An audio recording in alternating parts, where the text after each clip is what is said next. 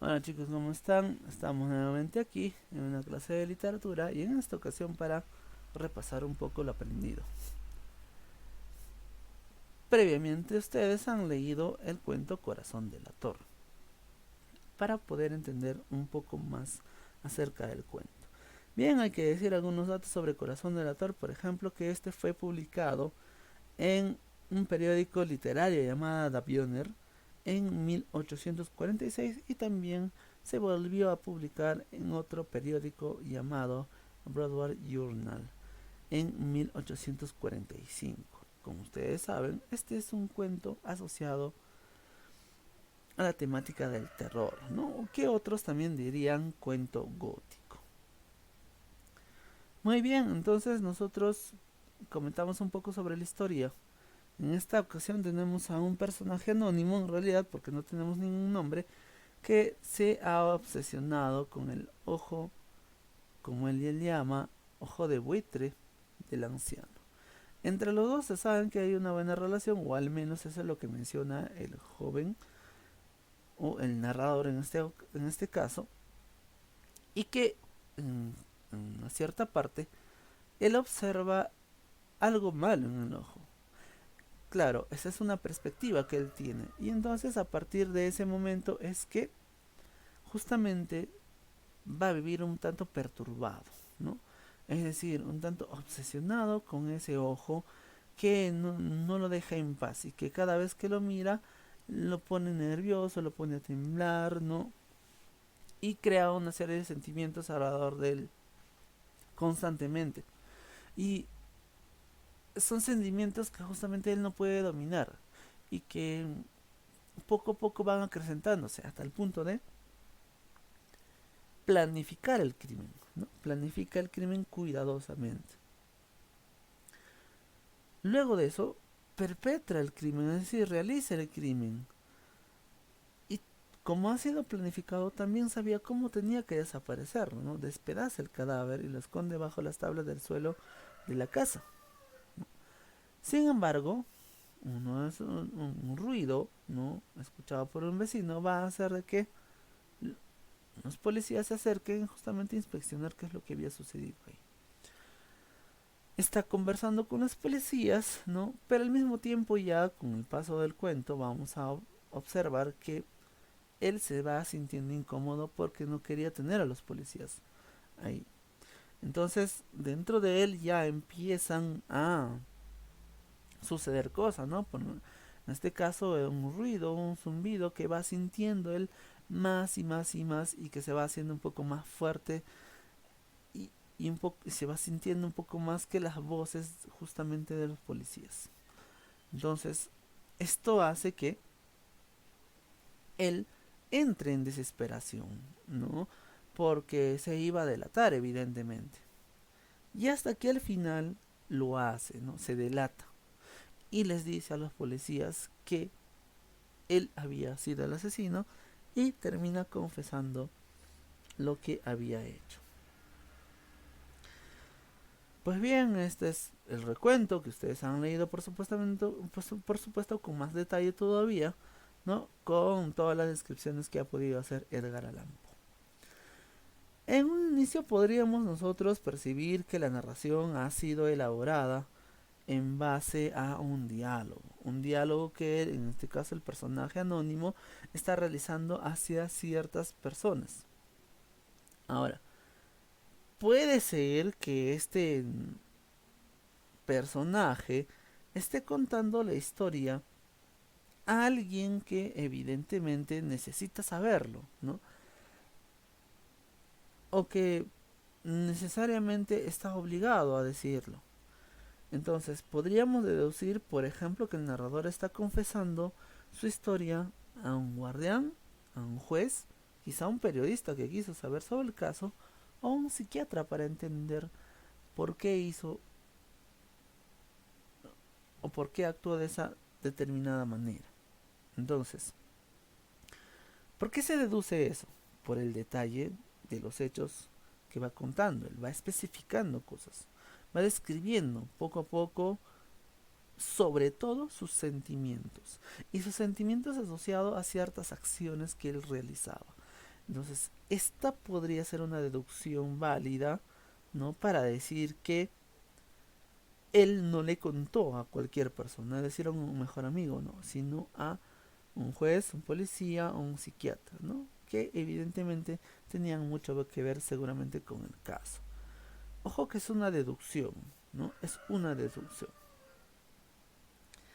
Ahora, ¿cuál sería una pista más? Por ejemplo, las primeras palabras del texto dicen, es cierto, ¿no? Y nos da la sensación de que está haciendo una confesión, ¿no? Y que se está ya culpando. Entonces, esa introducción sirve justamente para captar la atención del lector, ¿no? Muy bien.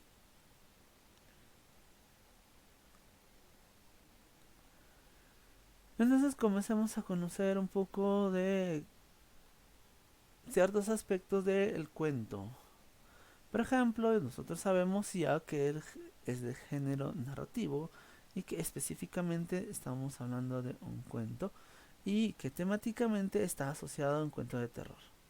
Por otro lado, tenemos a los personajes que no se mencionan el nombre como el asesino, ¿no?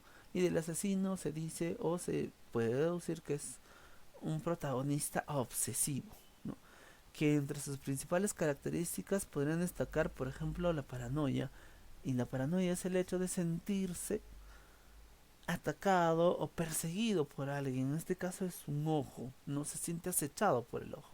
Y no puede vivir en paz por ese acecho o por esa constante mirada, quizá que lo mira como si lo estuviese acosando y acusando también, ¿no? Entonces, también se menciona que es frío y dice tener sentidos agudos, pero en realidad son alucinaciones. A ver, hay que entender también acá que este personaje actúa como cuerdo, sin embargo, al, al avanzar en la historia nos damos cuenta que este personaje supuestamente cuerdo está actuando pues de una manera que tiene un problema psicológico y podríamos decir que hasta podría estar loco, ¿no? Entonces, imagínense cómo un loco podría expresarse como un cuerdo para engañarnos. Y eso es posible, ¿no? Eso es posible. Entonces acá este personaje como que está dentro del límite de lo cuerdo y lo loco también, ¿no? Nos trata de engañar, nos trata de convencer de ciertas cosas, como que él es muy astuto, ¿no? En ese sentido. Por otro lado tenemos al viejo, y bueno, del viejo solamente se cuenta pues que tiene dinero, ¿no? Porque el asesino lo menciona. Lo otro es su ojo de buitre. Y justamente ese es un elemento desconocido en él, o que no sabemos por qué está ahí. ¿Qué es lo que le ocasionó tener ese tipo de ojo de buitre? Y ese el dato escondido o ese elemento que no sabemos es lo que nos causa también atracción al momento de leer. Entre estos dos hay una buena relación, hasta donde menciona el asesino, como ustedes han podido leer, ¿no? Y el único problema evidentemente es el ojo. Por otra parte tenemos nosotros también la trama, que en general hemos dicho pues que se trata de un hombre que trata de probar que está sano, ¿no? Dando detalles de lo que ha planificado y ha cometido, ¿correcto? En este caso el asesinato del anciano, y que lo confiesa de manera pues siniestra, ¿no? Malvada, y dando justamente detalles de todos los motivos que le llevaron a convertirse en un homicidio. El tipo de narrador es un narrador protagonista, es un narrador en primera persona. La atmósfera está pues en este caso compuesta por descripciones del ambiente, ¿no? De la habitación, de la casa, ¿no? Se mencionará también pues la sangre, el golpe fatal, ¿no? Con el que se comete el crimen. Y en realidad pues todos los hechos ocurren de manera rápida, inesperada, ¿no? Él va y entra y no duda y lo mata rápidamente. Esto para darle también un giro especial al cuento, porque iba yendo en suspenso y de pronto lo hace rápido. Y el simbolismo que nosotros podemos tener, por ejemplo, tiene que ver uno con el ojo. Muchas personas, ¿no? O encargados en la materia mencionan que el ojo refleja la identidad humana. Entonces, también podríamos decir que el ojo es como un órgano inquisidor, es un órgano que te acusa, ¿no? O que te hace decir la verdad, como en el hecho de que cuando una persona te mira directamente y si tú guardas algún secreto, alguna mentira y tratas de mirar a ese ojo acusador, quizá no lo hagas, o quizá lo hagas con vergüenza, ¿correcto? O quizá sientas miedo al mirar ese ojo que te acusa. Entonces, este personaje podríamos decir que ve a este ojo, ¿no? Como un ojo acusador también. Por otro lado, y dejo la pregunta, ¿qué podría simbolizar el corazón? ¿Qué podría simbolizar el corazón? ¿No? He ahí una de las preguntas que vamos a contestar en la clase de reforzamiento. Pues bien, hasta acá este análisis o este recorrido, el análisis, ¿no? Que estamos haciendo. Ustedes saben ya que en la clase de reforzamiento lo vamos a hacer especialmente. Y vamos a profundizar justamente un poco más sobre las cuestiones que se han dicho acá. Por otro lado, quería también yo mencionar algo con respecto al cuento. Si lo han leído una vez o se le vuelven a leer, les mencionaría una técnica para que puedan hoy ustedes opinar. Y es la del resumen, ¿no? El resumen es un texto que va a contener las ideas principales y secundarias que voy a hacer sobre un determinado pues texto, ¿no? Por así decirlo. Entonces, acá yo voy a guardar ideas que me van a ayudar a poder reforzar una opinión. ¿Qué recomiendo que lo hagan? ¿No? Por lo menos para la sesión de hoy. Que traten de hacerlo. Entonces, ¿qué recomiendo también para que ustedes puedan hacer un resumen? Por ejemplo, lo siguiente, ¿no? Que tienes que ser objetivo, es decir, hacerlo de acuerdo a cómo está en el cuento en este caso. No salirte de la historia del cuento, ¿no? Porque no pueden haber opiniones en un resumen. Por lo menos en el resumen que vamos a hacer, no. Luego tener una idea clara de la idea general, correcto, de las ideas principales o secundarias. Hacer un esquema, es decir, un mapa conceptual, ¿no? De las acciones, un mapa mental, ¿no? O en fin, cualquier otro esquema que tú puedas entenderlo, que posteriormente lo puedas explicar, ¿no? Por otro lado, también es necesario encontrar el hilo conductor y en este sentido, por ejemplo, que todas las ideas que tú digas tengan relación, tengan una secuencia determinada, ¿ya? Entonces, por eso es importante que ustedes se hagan idea de algo principal, ¿no? Y que a esa idea principal asocien ideas secundarias dentro de la historia. En este caso, pues, el resumen del cuento podría estar elaborado en 10 líneas, ¿no? Y no más. Ojo que esto es como un apoyo, ¿no? Ahora, una vez que tú has identificado qué ideas podrías tú plantear, luego vas a ampliar esas anotaciones que pudiste haber hecho, ¿no?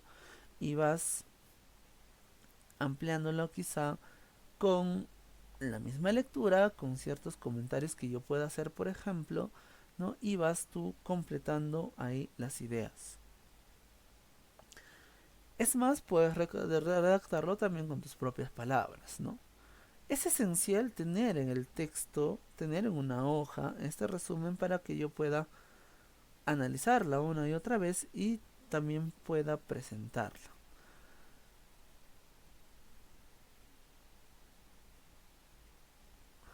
Cuando tú resumes, generalmente no tienes un orden en cómo vas a exponer las ideas. Sin embargo, hay que ver que se plantee una idea principal y las ideas secundarias, ¿no? En ese orden. Puedes partir, por ejemplo, de lo general, ¿no? O de lo particular. Es decir, en este caso, hablar pues de el cuento como el tema en resumen y luego detallar cómo es que se da el tema, ¿no? O partiendo del tema y sacando otras ideas más, ¿no? A partir del tema del cuento. Y por supuesto, por último, el resumen debe ser breve y en este caso tiene que ser pues con un estilo narrativo, es decir, este resumen lo tienes que contar, ¿no? Ahora, todo lo que acabo de decir es una técnica que ustedes pueden utilizar también adicional para que les pueda ayudar a entender un cuento, ¿no? Esto lo pueden hacer porque ya ustedes saben que en la sesión, en la clase, van a tener que opinar. Y primero opinamos a partir de nuestras ideas de resumen, ¿correcto? Entonces no es una tarea, pero sí es algo que te puede ayudar para que puedas opinar posteriormente. Entonces te invito a que tú puedas realizar tu resumen y veamos cómo te ha salido después, ¿no? Ya saben que en la clase de reforzamiento las opiniones se van a calificar y vamos a conversar mucho sobre lo que ustedes han leído también. Muy bien, entonces espero que te haya gustado este resumen del cuento El corazón del ator y que también nosotros vamos a reforzar las ideas posteriormente. Entonces será hasta una próxima clase.